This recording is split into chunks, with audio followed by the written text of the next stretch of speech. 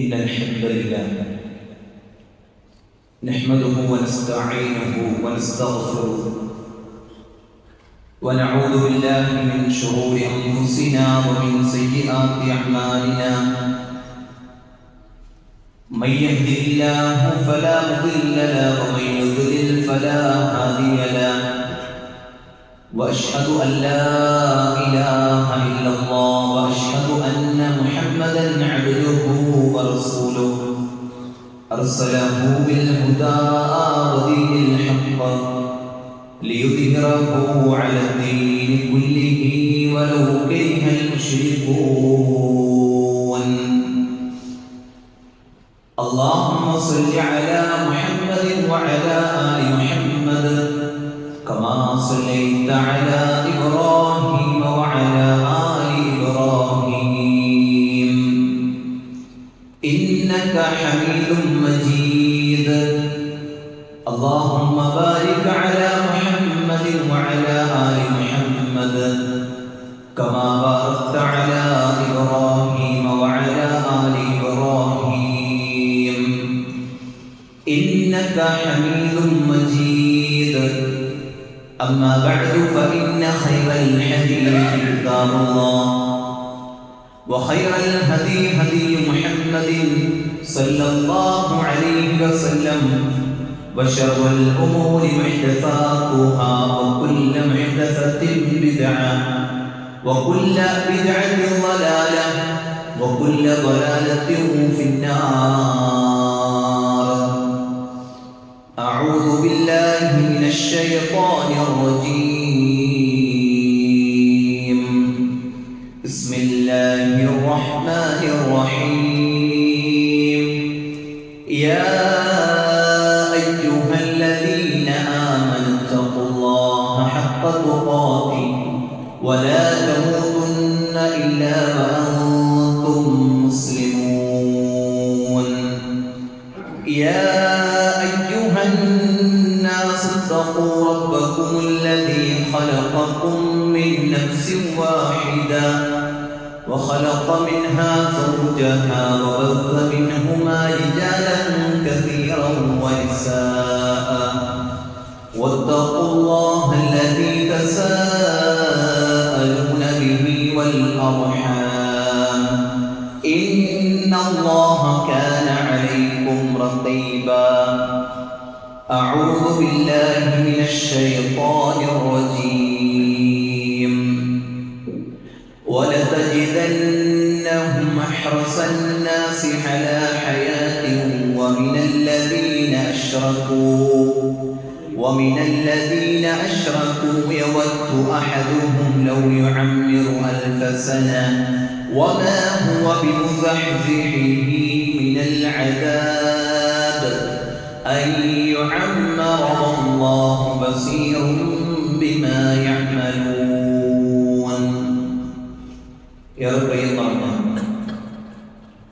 സത്യവിശ്വാസികളെ, വിശ്വാസിനികളെ, സഹോദരങ്ങളെ, സഹോദരിമാരെ, പടച്ചറപ്പിന്റെ ആജ്ഞാനിർദ്ദേശങ്ങൾ ജീവിതത്തിന്റെ എല്ലാ മേഖലയിലും പാലിച്ച് ഭയപ്പെട്ട് ജീവിക്കണമെന്ന് ഓർമ്മപ്പെടുത്തുകയാണ്, ഉപദേശിക്കുകയാണ്. അല്ലാഹു സുബ്ഹാനഹു വ തആല അത്തരത്തിലുള്ള മുത്തഖീങ്ങളിൽ, മുഖ്ലിസീങ്ങളിൽ, മുവഹ്ഹിദീങ്ങളിൽ നമ്മെ എല്ലാവരെയും ഉൾപ്പെടുത്തി അനുഗ്രഹിക്കുമാറാകണം. പടച്ചവൻ നൽകിയ അപാരമായ അനുഗ്രഹം ഏതാണ് എന്ന് ചിന്തിക്കുമ്പോൾ നമ്മളൊക്കെ മുസ്ലിങ്ങളായി ജീവിക്കുന്നു എന്നത് ഓർമ്മിക്കാനും പറയാനും അത് തിരിച്ചറിയാനും നമ്മെ സംബന്ധിച്ചിടത്തോളം സാധിക്കേണ്ടതുണ്ട്. വിശ്വാസമില്ലാതെ, അല്ലാഹുവിനെ തിരിച്ചറിയാതെ, റബ്ബ് പറഞ്ഞ കൽപ്പനകളെയും നിർദ്ദേശങ്ങളെയും സ്വീകരിക്കാതെ ഇവിടെ ജീവിക്കുന്ന ഒരു മനുഷ്യന്റെ അവസ്ഥയെക്കുറിച്ച് നിങ്ങൾ എപ്പോഴെങ്കിലും ചിന്തിച്ചിട്ടുണ്ടോ? അവന്റെ ജീവിതം അവന് എന്തിനാണ്? രാവിലെ മുതൽ വൈകുന്നേരം വരെ വെയിലത്ത് പണിയെടുത്ത് വീട്ടിലേക്ക് തന്റെ മക്കൾക്ക് വേണ്ടി, ഭാര്യയ്ക്ക് വേണ്ടി, കുടുംബത്തിന് വേണ്ടി അധ്വാനിച്ച് തന്റെ കയ്യിൽ ഒരു പൊതിയുമായി ചെല്ലുമ്പോ റബ്ബന തഖബ്ബൽ മിന്നാ എന്ന് പറയുന്നവരാണ് ഒരു വിശ്വാസി എന്ന് പറഞ്ഞത്. രാവിലെ മുതൽ സുബഹിക്ക് അതിനു മുമ്പ് എഴുന്നേറ്റ് അടുക്കളയിൽ പണിയെടുത്ത് തന്റെ ഭർത്താവിനും മക്കൾക്കും വേണ്ട വിഭവങ്ങൾ ഒരുക്കാൻ വേണ്ടി ഒരു പെണ്ണ് അവൾ തയ്യാറെടുക്കുമ്പോ അവൾ മനസ്സിൽ പ്രാർത്ഥിക്കുന്നുണ്ട്, റബ്ബന തഖബ്ബൽ മിന്നാ, അല്ലാഹുവേ ഞാൻ എടുക്കുന്ന ഈ ത്യാഗങ്ങളും പരിശ്രമങ്ങളും അല്ലാഹു സ്വീകരിക്കണം. ഇത് വിശ്വാസിക്കല്ലാതെ, ഇത് അല്ലാഹുവിനെ തിരിച്ചറിഞ്ഞവനല്ലാതെ, ഇത് അല്ലാഹുവിനെ ബോധ്യപ്പെട്ടവനല്ലാതെ ഒരാൾക്കും ചിന്തിക്കാൻ സാധിക്കുകയില്ല. നിങ്ങൾ ചിന്തിച്ചേ, അതിൻ്റെ അപ്പുറത്ത് ജീവിതം എന്താ അർത്ഥമുള്ളത്? അല്ലാഹുവിനെ തിരിച്ചറിയാതെ, അല്ലാഹു ഇറക്കിയ വേദഗ്രന്ഥങ്ങളെ വിശ്വസിക്കാതെ, അവൻ പറഞ്ഞയച്ച പ്രവാചകന്മാരെ സ്വീകരിക്കാതെ, മരണത്തിനപ്പുറം ഒരു ജീവിതമുണ്ട് എന്ന യാഥാർത്ഥ്യത്തെ ഉൾക്കൊള്ളാതെ ജീവിക്കുന്നവരുടെ അവസ്ഥ എന്താണ്? അവരെന്തിനാണ് പ്രതീക്ഷിക്കുന്നത്? അവരെന്തിനാണ് വരവേൽപ്പിക്കുന്നത്? അവരുടെ പ്രയാസങ്ങൾക്കും ബുദ്ധിമുട്ടുകൾക്കും അവരെന്തിലേക്കാണ് മടങ്ങാനുള്ളത്? അതുകൊണ്ടാണ് പണ്ഡിതന്മാർ വിശദീകരിക്കുന്നിടത്ത് വളരെ ശ്രദ്ധേയമായി പറയുന്നുണ്ട്. എന്താണ്? അവരെ സംബന്ധിച്ചിടത്തോളം അവരുടെ ജീവിതം കേവലം ചില കാര്യങ്ങളിൽ മാത്രം ഒതുങ്ങി നിൽക്കുന്ന ആളുകളാണ്. ഒരു രോഗം വന്നാൽ മരുന്നുകളെ ആശ്രയിക്കാനല്ലാതെ അതിൻ്റെ അപ്പുറത്തേക്ക് ഒരു ചിന്ത, അതിൻ്റെ അപ്പുറത്തേക്ക് ഒരു പ്രതീക്ഷ വെക്കാൻ അവരെ സംബന്ധിച്ചിടത്തോളം ഇല്ല. ഒരു ദാരിദ്ര്യം വന്നു കഴിഞ്ഞാൽ, സമ്പത്തിന് ആവശ്യം വന്നു കഴിഞ്ഞാൽ അവരുടെ മുമ്പിലേക്ക് കടന്നു വരുന്ന ചിന്തകൾ ആരുടെയെങ്കിലും പിടിച്ചു പറിക്കാനോ, ഏതെങ്കിലും വീട്ടിൽ നിന്ന് കക്കാനോ, അതല്ലെങ്കിൽ ഏതെങ്കിലും ഒരുത്തന്റെ പണം അപഹരിക്കാനോ അല്ലാതെ എന്ത് പ്രതീക്ഷയാണ് അവരുടെയൊക്കെ ജീവിതത്തിൽ ഉള്ളത് എന്നത് നമ്മൾ ചിന്തിക്കണം. രോഗം വന്നാലും, ദാരിദ്ര്യം വന്നാലും, വിഷമം വന്നാലും അവരൊക്കെ പലപ്പോഴും സമാധാനത്തിന് മടങ്ങുന്നത് ലഹരിയിലേക്കാണ്. അവർ ചെന്ന് ചേരുന്നത് കള്ളിലേക്കും കഞ്ചാവിലേക്കും, അങ്ങനെ ഏതെങ്കിലും തന്റെ ബോധത്തെ ഇല്ലായ്മ ചെയ്യുന്ന ആധുനിക കാലഘട്ടത്തിൽ ലഭിക്കുന്ന ഏതെങ്കിലും മയക്കുമരുന്നുകൾക്ക് അടിമപ്പെട്ട് അതിൽ കിട്ടുന്ന ഒരു ബോധമില്ലാത്ത അവസ്ഥയിൽ 2-3 മണിക്കൂർ അങ്ങനെ കിടക്കുമ്പോൾ അവർ പറയാം, വലിയ ആശ്വാസം കിട്ടിയിട്ടുണ്ട്. ആ ബോധം തിരിച്ചു വരുമ്പോഴോ വീണ്ടും അതിനെക്കുറിച്ച് ആലോചിച്ച് ആകുലതകളുടെ ജീവിതം മുന്നോട്ട് കൊണ്ടുപോകുന്ന ഒരു അവസ്ഥ. സഹോദരങ്ങളെ, നമ്മൾ ചിന്തിക്കണം, നമുക്ക് കിട്ടിയ നിഅമത്തിന്റെ വലിപ്പം. ഞാനൊരു വിശ്വാസിയായി, ഇന്ന് വെള്ളിയാഴ്ചയാണല്ലോ റബ്ബേ, എനിക്കിന്ന് ജുമഅയുണ്ടല്ലോ എന്ന തിരിച്ചറിവിന്റെ, ഈമാനിന്റെ ബോധം അല്ലാഹു എന്നിൽ നൽകിയതിന്റെ ആ മഹത്വത്തെ ഒരിക്കലും വില കുറച്ച് കാണുന്ന ഒരാളും ഈ ഒരു ഹുതുബ കേൾക്കരുത്. സഹോദരങ്ങളെ, നമ്മൾ ചിന്തിക്കണം, നമുക്ക് കിട്ടിയ മഹത്വം എത്രയാണ്. അല്ലാഹു എനിക്കും നിങ്ങൾക്കും നമ്മുടെ കുടുംബത്തിനും നൽകിയ അനുഗ്രഹം, ഈമാനാകുന്ന അനുഗ്രഹം എത്രയാണ്. അവിടെയാണ് പരിശുദ്ധ ഖുർആനിൽ അല്ലാഹു സുബ്ഹാനഹു വ തആല പറയുന്ന വാചകം ഇങ്ങനെയാണ്: അല്ലാഹുവിൽ വിശ്വസിക്കാത്ത ആളുകൾ അവർക്ക് ലഭിക്കുന്ന ഏത് കാര്യങ്ങളെയും സമീപിക്കുന്ന സമീപനം എങ്ങനെയായിരിക്കുമെന്നറിയോ? അവര് പറയും, ഖാല ഇന്നമാ ഊതീതുഹു അലാ ഇൽമിൻ ഇൻദി.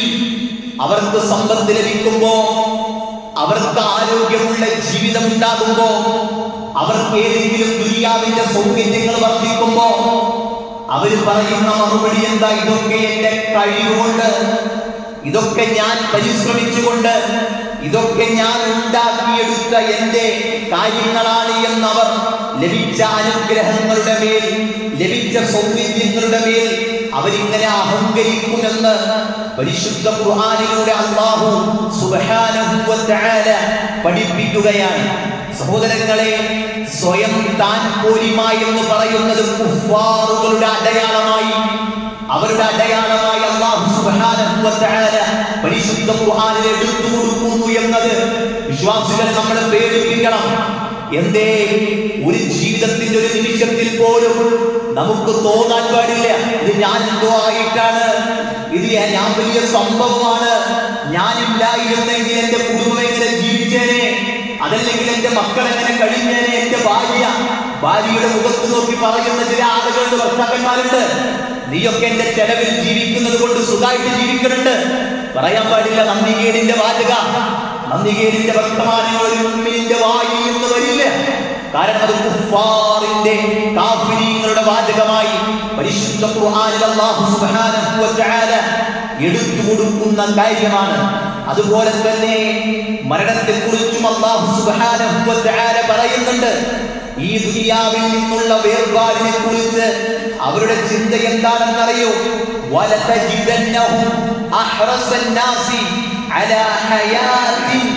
അവരുടെ ജീവിതത്തെ കുറിച്ച് മനുഷ്യരിൽ വെച്ച് ജീവിതത്തിന് ഏറ്റവും ആർത്തിയുള്ളവരായി നിനക്ക് കുഫാറുകളെ കാണാൻ സാധിക്കും, ഈമാനില്ലാത്തവരെ കാണാൻ സാധിക്കും. വല്ലാത്ത കൊതിയ ജീവിക്കാൻ, മരിക്കാനല്ല, വല്ലാത്ത കൊതിയ ഈ ദുനിയാവിൽ മുന്നോട്ടു പോകാൻ, വല്ലാത്ത കൊതിയ ഈ ജീവിതത്തിന്റെ പളുങ്കു പാത്രങ്ങളെ പോലെ അലങ്കാരമുള്ള ഈ സൗന്ദര്യങ്ങളിലൂടെ ഇങ്ങനെ ജീവിച്ചു പോകാൻ അവർ വല്ലാതെ കൊതിക്കുന്നവരാണ്.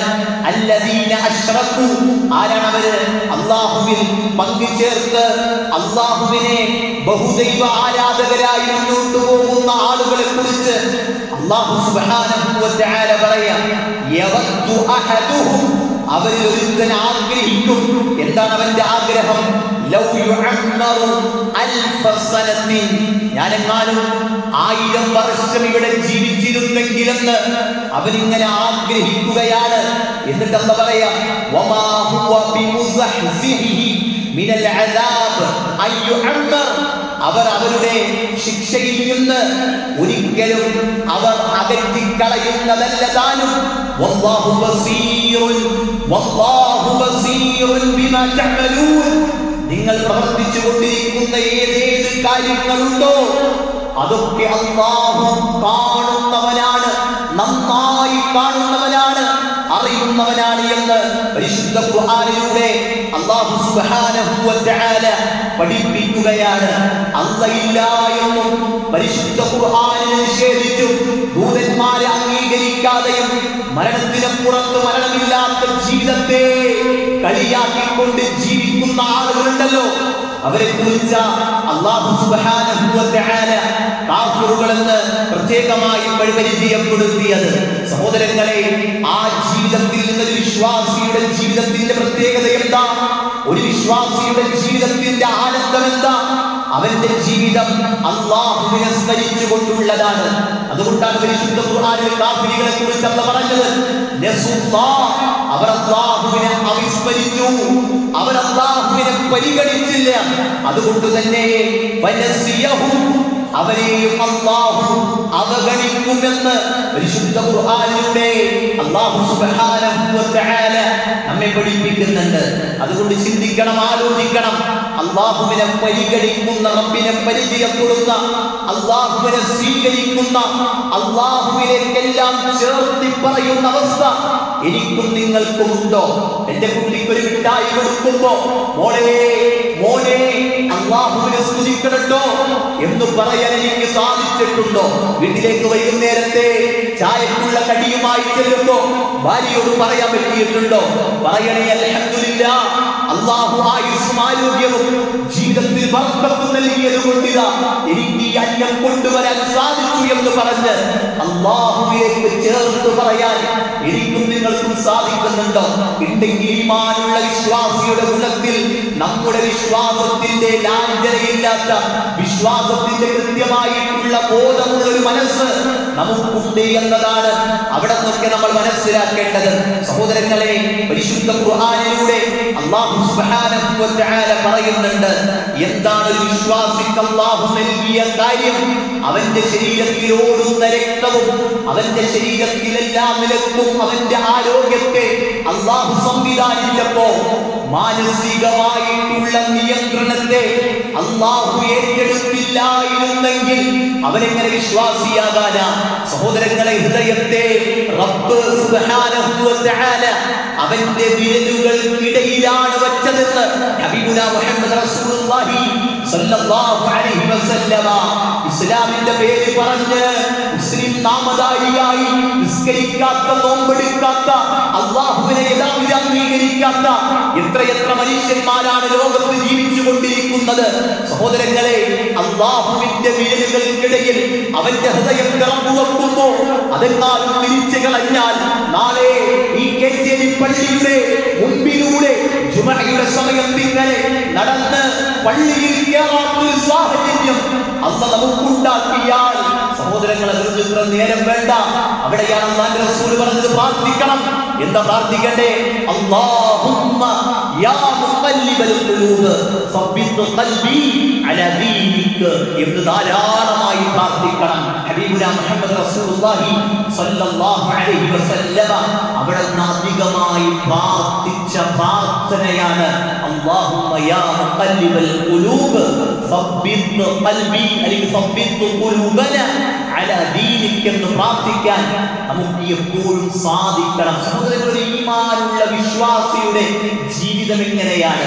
അവന്റെ ജീവിതം എപ്പോഴും അല്ലാഹുവുമായിട്ട് വല്ലാത്ത ബന്ധം പുലർത്തിക്കൊണ്ടായിരിക്കും എന്നതാണ്. അതുകൊണ്ടാണ് പരിശുദ്ധ ഖുർആനിൽ അല്ലാഹു ചോദിച്ചു, അവമൻ കാന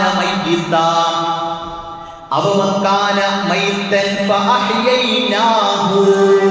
അല്ലേ, അവരുടെ ജീവിതം അത് നിർജീവമായിട്ടുള്ള ജീവിതമായിരുന്നില്ലേ? നാം അവർക്ക് ജീവൻ നൽകിയില്ലേ? സഹോദരങ്ങളെ, ഈമാനുള്ള ജീവിതം എന്ന് പറയുന്നത് അത് വല്ലാത്ത ജീവനുള്ള, പ്രകാശമുള്ള ജീവിതം പോലെയാണ്. ആ ജീവിതത്തെ മുന്നോട്ട് കൊണ്ടുപോകാൻ നമുക്ക് സാധിക്കണം. അല്ലാഹു സുബ്ഹാനഹു വ തആലയുടെ വിശ്വസിച്ച് ജീവിക്കുന്ന ഒരു മുഅ്മിൻ എന്ന് പറഞ്ഞാൽ ലൈസ ലനാ മൽജഉ ഇല്ലല്ലാഹ്. അവന് അഭയമായിട്ട് അല്ലാഹു അല്ലാതെയില്ല. അവന് പ്രതീക്ഷയായിട്ട് അല്ലാഹു അല്ലാതെയില്ല. അവന്റെ കാര്യങ്ങൾക്ക് നേരെ ചൊവ്വെ നടത്തുന്നവൻ അല്ലാഹു അല്ലാതെയില്ല.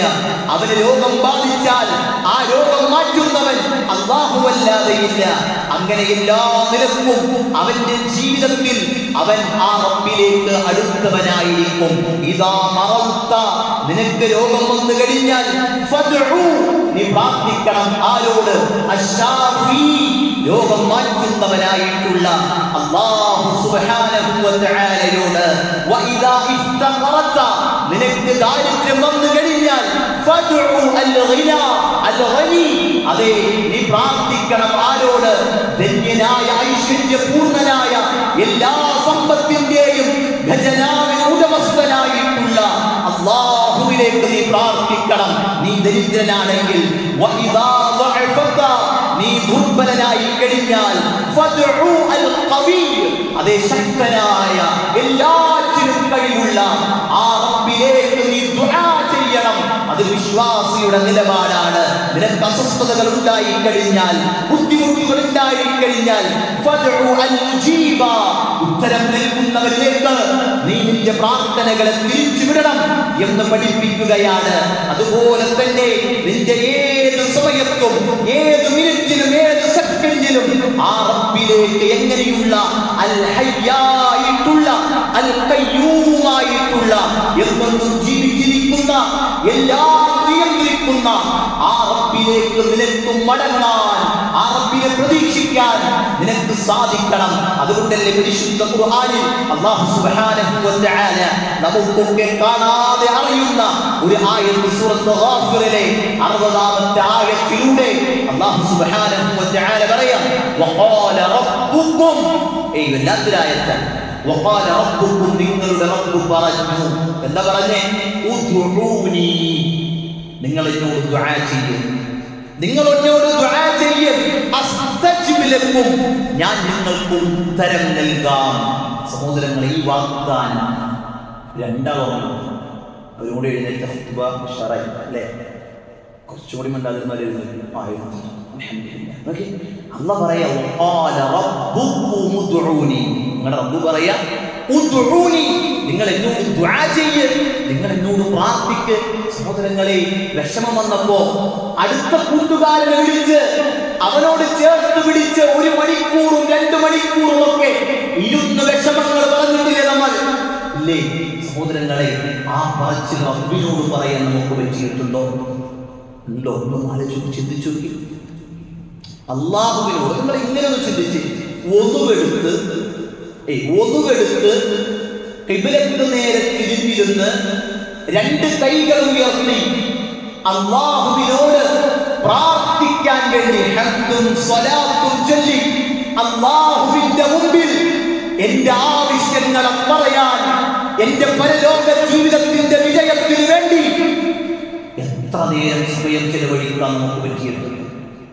ഇല്ലേ? ഇബ്നു ഖയ്യിം റഹിമഹുല്ലാഹ് പറയുന്നുണ്ട്, പ്രാർത്ഥനയുടെ മര്യാദകൾ പറഞ്ഞപ്പോൾ ഒരാൾ വുദുവെടുത്ത് ഒറ്റയ്ക്കിരുന്ന് ഖിബ്ലക്ക് നേരെ തിരിഞ്ഞ് ഹംദ് ചൊല്ലി സ്വലാത്ത് ചൊല്ലി കൈകൾ ഉയർത്തി അവൻ റബ്ബിനോട് ചോദിച്ചാൽ ആ റബ്ബ് അവന്റെ ആവശ്യങ്ങൾ നിറവേറ്റി കൊടുക്കും, യാതൊരു സംശയവുമില്ല. ചോദിക്കാൻ നമ്മൾ എത്ര നേരം തയ്യാറെടുത്ത് സഹോദരൻ? വിളിക്കുന്ന ഓരോരുത്തരും ചിന്തിച്ച്, ഭാര്യയോട് പരാതി പറഞ്ഞു, മക്കളോട് പരാതി പറഞ്ഞു, അയൽവാസിയോട് പരാതി പറഞ്ഞു, കൂട്ടുകാരോട് വിഷമങ്ങൾ പങ്കുവച്ചു. നിന്നെ സൃഷ്ടിച്ച് ഇത്രയും നാൾ നിന്നെ പരിപാലിച്ചു കൊണ്ടിരിക്കുന്ന നിന്റെ റബ്ബിനോട് എത്ര നേരം ദുആ ചെയ്യാൻ സഹോദര എനിക്കും നിങ്ങൾക്കും സാധിക്കുന്നുണ്ട്? എന്തേ? അല്ലാഹ് പറഞ്ഞ വാഗ്ദാനങ്ങൾ അവൻ ലംഘിക്കുമെന്ന ഏതെങ്കിലും ഒരു ചിന്ത മനസ്സിൽ കൂടിയിട്ടുണ്ടോ? മഅദല്ലാഹ്, അല്ലാഹ് കാത്തുരക്ഷിക്കുമാറാകട്ടെ. വഖാല റബ്ബുക്കും ഉദ്ഉനി അസ്തജിബ് ലക്കും. നിങ്ങൾ എന്നോട് പ്രാർത്ഥിക്ക്. മക്കൾക്ക് രോഗമുണ്ടോ? രോഗം മാറ്റിത്തരാൻ പ്രാർത്ഥിക്ക്. ഭാര്യയ്ക്ക് രോഗമുണ്ടോ? രോഗം മാറ്റിത്തരാൻ പ്രാർത്ഥിക്ക്. അസ്തജിബ് ലക്കും, നിങ്ങൾക്ക് ഞാൻ ഉത്തരം നൽകും. പ്രാർത്ഥിച്ചില്ലെങ്കിലോ സഹോദരങ്ങളെ? പ്രാർത്ഥിച്ചില്ലെങ്കിൽ അവന് നരകമാണ്. ആ അല്ലാഹുവിനോട് നിങ്ങൾ ചോദിച്ചില്ലെങ്കിൽ അവർക്ക് നരകമാണ്. എന്തേ കാരണം? പരിശുദ്ധ ഖുർആനിൽ അല്ലാഹ് പറയാ, ഇന്നല്ലദീന യസ്തക്ബിറൂന അൻ ഇബാദതി, ഇബാദത്താകുന്ന പ്രാർത്ഥന ദുആ, ആ വിഷയത്തിൽ ആരെങ്കിലും കിബർ കാണിച്ചാൽ, അഹങ്കാരം കാണിച്ചാൽ, എന്താ അഹങ്കാരം എന്ന് പറഞ്ഞാൽ? പ്രാർത്ഥിക്കാൻ പറഞ്ഞവനോട്, ചോദിക്കാൻ പറഞ്ഞവനോട് ചോദിക്കാതിരിക്കൽ അഹങ്കാരമാണ്. ആ ചോദിക്കാതിരിക്കുമ്പോ അല്ലാഹ് പറയുന്നത് എന്താ? അതേ, സയദ്ഖുലൂന ജഹന്നമ ദാഖിലീൻ, വഴിയെ അവരെ നരകത്തിലേക്ക് കൊണ്ടുപോയിടുമെന്ന്. സഹോദരങ്ങളെ, അതുകൊണ്ട് ശ്രദ്ധിക്കണം, ചിന്തിക്കണം. ഗൗരവമാണ്. റബ്ബിനോട് ചോദിക്കണം. ഏത് റബ്ബിനോട് ചോദിച്ചാൽ ഉത്തരം നൽകാമെന്ന് പറഞ്ഞ വാഗ്ദാനം നൽകിയിട്ടുള്ള ആ റബ്ബിനോട്. അതുകൊണ്ടല്ലേ പരിശുദ്ധ ഖുർആനിൽ സൂറത്തുൽ ബഖറ 186-ാമത്തെ ആയത്തിൽ അല്ലാഹ് പറഞ്ഞത് എന്താ പറഞ്ഞത്? വഇദാ സഅലക ഇബാദി അന്നി ഫഇന്നി ഖരീബ്. നബിയേ, താങ്കളോട് എന്റെ അടിമകൾ എന്നെ പറ്റി ചോദിച്ചു കഴിഞ്ഞാൽ പറഞ്ഞു കൊടുക്കണം നബിയേ, സമീപസ്ഥനാണ്, അടുത്തവനാണ്. ഉജീബു ദഅവത ദാഇ ഇദാ ദഅനി. ഉജീബു, ആ വാക്കുകൾ ഓരോന്ന് അർത്ഥം വെച്ചെങ്കിൽ ഇല്ലാത്ത ചിന്തയുള്ള വാചകങ്ങളാണ്. ഉജീബു, നൽകും. ആർക്ക്? എല്ലാവർക്കും ഇല്ല. എല്ലാവർക്കും ഇല്ല. എന്റെ റബ്ബ് എന്നെ പരിഗണിക്കാത്തെ? ചില ആൾക്കാർ പറയാ, അതിന് നീ എന്താ റബ്ബിനോട് ചോദിച്ചേ? റബ്ബെന്തേ എന്നെ പരിഗണിക്കാത്തെ എന്ന് ചിന്തിക്കുന്ന നേരത്ത് നീ എന്തേ റബ്ബിനോട് ആത്മാർത്ഥമായി ചോദിച്ചത് എന്ന ചിന്തയല്ല വേണ്ടത്. അല്ലാഹു സുബ്ഹാനഹു വ തആല പറയാ, എന്ത് ചെയ്യും? ഞാൻ ഉത്തരം നൽകും. ആർക്ക്? ദഅവത അദ്ദാഇ, പ്രാർത്ഥനക്ക്. ആരുടെ? പ്രാർത്ഥിക്കുന്നവന്റെ. പ്രാർത്ഥിക്കുന്നവന്റെ പ്രാർത്ഥനക്ക് അല്ലാഹു സുബ്ഹാനഹു വ തആല ഉത്തരം നൽകും. വെറുതിരിക്കുന്നവന് നൽകുന്നല്ല, ചോദിക്കാത്തവനല്ല.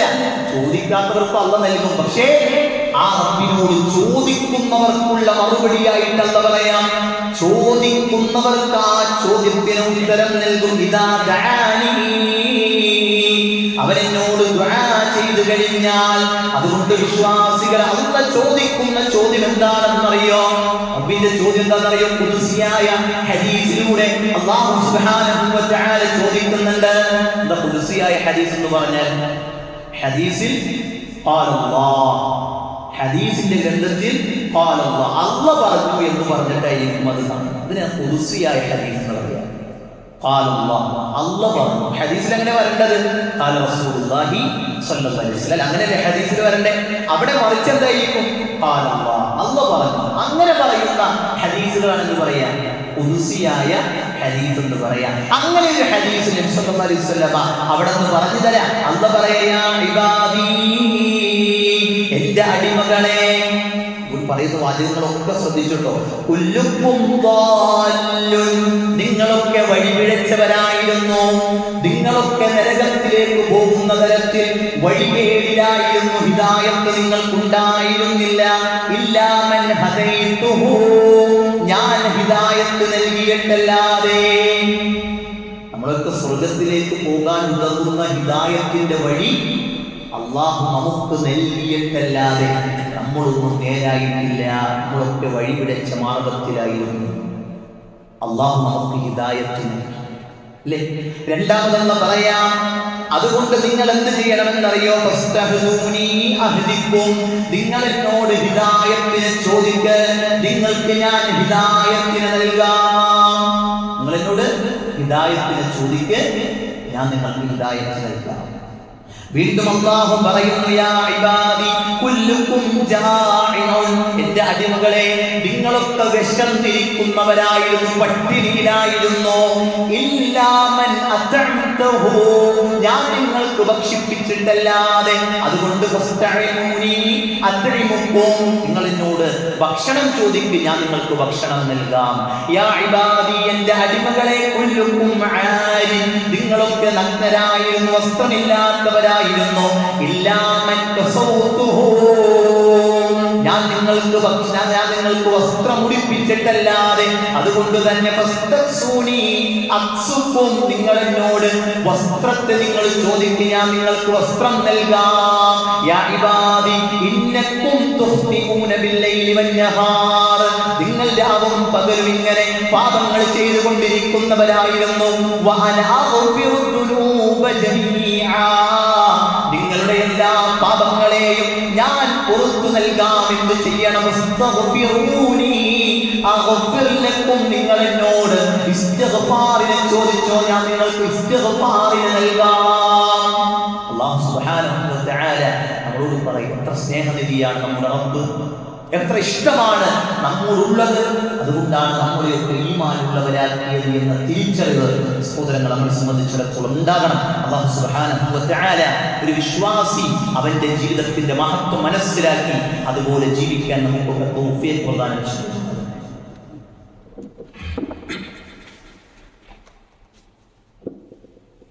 അൽഹംദുലില്ലാഹി റബ്ബിൽ ആലമീൻ, അസ്സലാത്തു വസ്സലാമു അലാ റസൂലിൽ അമീൻ വഅലാ ആലിഹി വസഹ്ബിഹി അജ്മഈൻ. അമ്മാ ബഅദ്. ഏറെ പ്രിയം നിറഞ്ഞ സത്യവിശ്വാസികളെ, വിശ്വാസികളെ, അല്ലാഹുവിൻ്റെ ആജ്ഞാനിർദ്ദേശങ്ങൾ ജീവിതത്തിൻ്റെ എല്ലാ മേഖലയിലും പാലിച്ച് ഭയപ്പെട്ട് ജീവിക്കണമെന്ന് ഓർമ്മപ്പെടുത്തുകയാണ് ഉപദേശിക്കുന്നത്. നമ്മൾ ആദ്യം ഖുത്ബയിൽ പറഞ്ഞ വിഷയം, ഒരു കാഫിർ, ഒരു മുഅ്മിൻ, അവരുടെ ജീവിതം തമ്മിലുള്ള വ്യത്യാസം, അത് വളരെ കൃത്യമായി നമ്മൾ മനസ്സിലാക്കി നമുക്ക് കിട്ടിയ നിഅമത്തിനെ നമ്മൾ തിരിച്ചറിയണമെന്ന ചിന്തയാണ് ഓർമ്മപ്പെടുത്തിയത്. സഹോദരങ്ങളെ, കഴിഞ്ഞ ദിവസങ്ങളിൽ നമ്മൾ കേട്ട വലിയ വാർത്തയാണ് അബുദാബിയിൽ, അതുപോലെ മദീനയിൽ ഒക്കെ മരണപ്പെട്ട ഒരു കുടുംബത്തിലെ വ്യത്യസ്തങ്ങളായിട്ടുള്ള അംഗങ്ങളുടെ വാർത്ത. 4 ആൺമക്കളും ഒരു പെൺകുട്ടിയും ഉണ്ടായിരുന്നു. ഒരു ദൂരം യാത്ര ചെയ്ത് കഴിഞ്ഞപ്പോൾ ഇപ്പോൾ ഒരു പെൺകുട്ടി മാത്രമായി ആ കുടുംബത്തിൽ അപ്പയും ഉമ്മയും ഒരു പെൺകുട്ടിയും മാത്രമായി അവശേഷിക്കുമ്പോൾ നമ്മുടെയൊക്കെ ചിന്ത ഏത് സമയത്തും നമ്മുടെ ഒപ്പം നടക്കുന്ന പലരും നമ്മളിൽ നിന്ന് വിട്ടുപോകുമെന്നതിൽ അതൊരു സംശയവുമില്ല. മദീനയിലുണ്ടായ ആക്സിഡന്റിൽ മക്കളെ ബാക്കി വെച്ച് അപ്പയും ഉമ്മയും മരിച്ചു.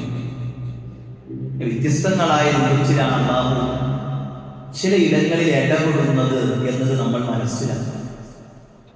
സഹോദരങ്ങൾ, എല്ലാവരും മരിക്കും. പക്ഷേ ആ മരിക്കുമ്പോൾ മരിക്കുന്നവർക്ക് സ്വർഗം കിട്ടണം, അതിനുള്ള ഒരു തയ്യാറെടുപ്പുകൾ എല്ലാവരും ഒരു കുടുംബസമേതം നടത്തണം എന്നതാണ് ഇവിടെയൊക്കെ നമ്മളെ പഠിപ്പിക്കുന്നത്. ആരെപ്പം മരിക്കുന്ന അറിയില്ല. ഒരു വാഹനത്തിൽ നിന്ന് 4 പേരുടെ അല്ലെങ്കിൽ 5 പേരുടെ റൂഹിനെ പിടിക്കുകയും 3 പേരെ മരിക്കാതെ വിട്ടുകൊടുക്കുകയും ചെയ്തൊരു സാഹചര്യങ്ങൾ ആലോചിച്ചു. ഒരു വിമാനാപകടം കഴിഞ്ഞ സമയങ്ങളിൽ നടന്നപ്പോൾ അതിലൊരാൾ രക്ഷപ്പെട്ടില്ലേ? എല്ലാവരും കത്തിച്ചാണ്. ഒരാൾ ഒരു വിമാനം കത്തിയപ്പോൾ അതിൽ നിന്ന് ഒരാൾ രക്ഷപ്പെട്ടു. അല്ലാഹു തിരിച്ചു വിളിക്കുമ്പോൾ നമ്മുടെ മക്കളെയാണ് തിരിച്ചു വിളിച്ചിരുന്നതെങ്കിൽ അവനെ കുറിച്ച് ആലോചിച്ച് ആശ്വസിക്കാൻ എനിക്ക് നിങ്ങൾക്ക് പറ്റുമായിരുന്നു. മനസ്സറിഞ്ഞ അൽഹംദുലില്ലാഹ്, എൻ്റെ മോൻ സുബഹിക്ക് പള്ളിയിൽ നിന്ന് പോയിട്ടുണ്ടായിരുന്നു. ഇന്ന് ഈ ജുമ കഴിയുമ്പോൾ നമ്മുടെ മക്കളുടെ വാർത്ത, മരണ വാർത്ത കേട്ടിട്ട് നമുക്ക് സമാധാനിക്കാൻ എന്താണ് ഉള്ളത് എന്നൊന്ന് ചിന്തിച്ചു നോക്കി. എൻ്റെ മോൻ ഇന്ന് രാവിലെ ഖുർആൻ ഓതിയിട്ടുണ്ടായിരുന്നു. എൻ്റെ മോൻ ഇന്ന് സുബഹിക്ക് ജമാഅത്തിൽ പങ്കെടുത്തിട്ടുണ്ടായിരുന്നു. എൻ്റെ ഭാര്യ അവളിന്ന് വൃത്തിയായിട്ട് സുബഹിക്ക് നിസ്കരിച്ചു. എന്നോടൊരു പിണക്കുണ്ടായിട്ടില്ല, ഞാൻ അവളോട് പിണങ്ങിയിട്ടില്ല. നല്ല രൂപത്തിൽ സമാധാനത്തോടു കൂടിയാണ് നിന്റെ ജീവിതം ഇങ്ങനെ തുടങ്ങിയത്. സഹോദരങ്ങളെ, എങ്ങനെ പറയാൻ പറ്റും? ഏത് നിമിഷവും തിരിച്ചു പോകാവുന്ന 6 അടി മണ്ണിലേക്ക് ഇറങ്ങി വെക്കേണ്ട അല്ലേ വെറും ശരീരങ്ങളാണ് നമ്മളൊക്കെ. ഈ ചിന്ത എപ്പോഴും ഉണ്ടായിരിക്കും. നമുക്ക് വേണ്ട ആ കബറിലേക്ക് ഇങ്ങനെ കൊണ്ടുപോകുമ്പോൾ നമ്മുടെ ഒപ്പം ഉണ്ടാകുന്ന ആളുകളെ നമ്മൾ ഇങ്ങനെ കുറെ ഉണ്ടാക്കാം. ആളുകൾ എന്ന് പറഞ്ഞാൽ മനുഷ്യന്മാരെ ആരും വരില്ലല്ലോ, അതല്ലെങ്കിൽ ഒരു സൃഷ്ടിയും വരില്ല. മുസല്ലല്ലാഹു പറഞ്ഞില്ല, ഒരു മയ്യത്തിന് 3 കാര്യങ്ങൾ അനുഭവിക്കും. 2 തിരിച്ചു പോരും, കുടുംബം പോരും, സമ്പത്ത് പോരും. നമ്മൾ മരിച്ച പിന്നെ നമ്മുടെ മക്കളുടേതാണ് സമ്പത്ത്, നമ്മുടെ അല്ല. അതുകൊണ്ട് നമ്മുടെ ഒപ്പം വരുന്ന അമൽ സ്വാലിഹാത്തുകൾ ജീവിതത്തിൽ ഉണ്ടാക്കാൻ നമ്മൾ പരിശ്രമിക്കണം. എങ്ങോട്ടേ ഓടണേ, എങ്ങോട്ട് നിസ്കാരം കഴിഞ്ഞിട്ട് ഒന്നിനും നേരില്ലാതെ നമ്മൾ ഇങ്ങനെ പായണം. ഒന്നിനും നമുക്ക് നേരില്ല, ഒന്നും നമ്മൾ ആത്മാർത്ഥമായിട്ട് ചെയ്യുന്നില്ല. മനസ്സറിഞ്ഞ് ഖബറിലേക്കുള്ള വിഭവമായി ഒരുക്കി വെക്കുന്ന എന്ത് വിവാദത്താണ് ഓരോ ദിവസവും നമ്മൾ ചെയ്യണേ. ഓരോ നിസ്കാരം കഴിയുമ്പോൾ അൽഹംദുലില്ലാഹ് ഇതെനിക്കൊരു മുതൽക്കൂട്ടാണെന്ന് പറയുന്ന രൂപത്തിൽ എത്ര നിസ്കാരങ്ങൾ നമുക്കുണ്ടാകും, എത്ര ദിക്റുകൾ ഉണ്ടാകും, എത്ര നന്മകൾ ഉണ്ടാകും. ആലോചിക്കണം. മരിക്കും സഹോദരൻ, എപ്പോഴും മരിക്കും. ഞാനും നിങ്ങളൊക്കെ മരിക്കും. ശരിപ്പള്ളിയിൽ കുറച്ചാൾ പറഞ്ഞ ഒരാൾ മരിച്ചു ഇങ്ങനെ അല്ലേ, കുറച്ചാൾ ഇങ്ങനെ കേൾക്കും. ഇന്ന് കേൾക്കും മൗലവി മരണത്തെ കുറിച്ചൊക്കെ പറഞ്ഞു അല്ലേ, അങ്ങനെ കേൾക്കണം. നേരൊന്നും വേണ്ട, എപ്പോഴും അതിങ്ങനെ ചിന്തിക്കുക, എപ്പോഴും ഇങ്ങനെ ആലോചിക്കും. ഇങ്ങനെ മരിക്കും എന്നുള്ളൊരു ബോധം ഇങ്ങനെ എപ്പോഴും ഉണ്ടാക്കുക. അങ്ങനെയാണ് മുന്നോട്ട് പോയാൽ സമാധാനം. ഈ ചിന്ത എപ്പോഴും വേണം. എൻ്റെ മോൻ മരിച്ച, എൻ്റെ ഭാര്യ മരിച്ച, ഞാൻ മരിച്ച, എൻ്റെ കുടുംബത്തിലെ ഓരോ അംഗങ്ങൾ മരിച്ച് സമാധാനിക്കാൻ ഞങ്ങളുടെ മുമ്പിൽ എന്തുണ്ട്? ഇന്ന് പോയിട്ട് രാത്രി ഉറങ്ങുന്നതിന് മുമ്പിലല്ലേ ഒതുവൊക്കെ എടുത്തിട്ട് ഭാര്യയുടെ അടുത്ത് ചെന്നിട്ട് ഇന്ന് ചോദിക്കണം, എടി എന്തുണ്ട് നമുക്ക് സമാധാനിക്കാൻ? നമ്മുടെ മക്കളുടെ വിഷയത്തിൽ എന്തുണ്ട്? മക്കളെയൊക്കെ വിളിച്ചിങ്ങനെ ചേർത്തിട്ട് ചോദിക്കണം. പാപ്പ മരിച്ചാൽ പപ്പാനെ കുളിപ്പിച്ച് പപ്പാന്റെ മയ്യത്ത് മുമ്പിൽ വെച്ച് 4 തക്ബീർ ചൊല്ലി നിസ്കരിക്കുന്നിടത്ത് എന്ത് ആത്മാർത്ഥതയായിരിക്കും എൻ്റെ മക്കൾക്ക് ഉണ്ടാകാം എന്ന് നമ്മൾ ചോദിക്കണം. ചോദിക്കൽ മാത്രമല്ല, ആ ആത്മാർത്ഥത ഉണ്ടാകാനുള്ള വഴികളിൽ അവരെ നടത്തുകയും മാറാം. സഹോദരങ്ങളെ, നമ്മൾ റമദാനിലേക്ക് കടക്കണം അല്ലേ? റമദാൻ വളരെ അടുത്തെത്തിയത് അൽഹംദുലില്ലാഹ്. റമദാനിലേക്ക് കടക്കുമ്പോൾ എല്ലാ നിലക്കും ഒരു ഒരുക്കം നമ്മളൊക്കെ നടത്താറുണ്ട്. അൽഹംദുലില്ലാഹ്, നമ്മുടെ പള്ളിയുടെ ഭാഗമായിട്ട് നമ്മളൊരു ഒരുക്കം നടത്തുന്നുണ്ട്. പള്ളി പള്ളി ഒരു കാണുമ്പോൾ പെയിൻ്റൊക്കെ ഒന്നിങ്ങനെ പോയി അല്ലേ, ഒരു ചൊറുക്കുറവുണ്ട്, ഭംഗിക്കുറവ്, ഒരു ഉള്ളിലുണ്ട്. പുറത്താണ് ഞാൻ പറഞ്ഞത്, പുറത്തിങ്ങനെ കാണുമ്പോൾ ഉപ്പിലൊക്കെ പിടിച്ചില്ലേ. നമ്മുടെ വീടൊക്കെ നമ്മൾ പെയിൻറ് ചെയ്യാറുണ്ട്, നമ്മൾ പള്ളിയും ഒന്ന് പെയിൻറ് ചെയ്യണം എന്ന് ആലോചിക്കുന്നുണ്ട്. ഞാൻ പറഞ്ഞത് റമദാൻ തൊട്ടടുത്തത് ചെയ്യുമ്പോൾ സ്വാഭാവികമായിട്ടും പള്ളിയിലേക്ക് വരുന്നവർക്ക് പെയിൻറ്റിൻ്റെ ഒക്കെ ഒരു മണമായിരിക്കും. അപ്പോൾ ഈ ഒരു ജനുവരി മാസത്തിനുള്ളിൽ എന്ത് ചെയ്യണം, നമ്മളത് തീർക്കുന്ന രൂപത്തിൽ അതിനെ നമ്മൾ കാണും. ഫെബ്രുവരിയിലേക്ക് അത് വെക്കാൻ പറ്റും. അങ്ങനെ പള്ളിയിൽ വരുന്നവർക്ക് പെയിൻറ്റ് മണമൊക്കെ ആയിട്ട് വരാൻ പ്രയാസം ഉണ്ടാകുന്നു. അപ്പോൾ നമുക്ക് നേരത്തെ ആ പദ്ധതി എന്ത് ചെയ്യണം, നമുക്ക് തീർക്കണം ഇൻഷാ അല്ലാഹ്. അപ്പോൾ ഇപ്പം ഇങ്ങനെ പറയുമ്പോൾ തന്നെ നമ്മുടെ മനസ്സിൽ എന്തുണ്ടാവണം, അതിൻ്റെ ഒരു ഭാഗമാക്കാൻ ഞാൻ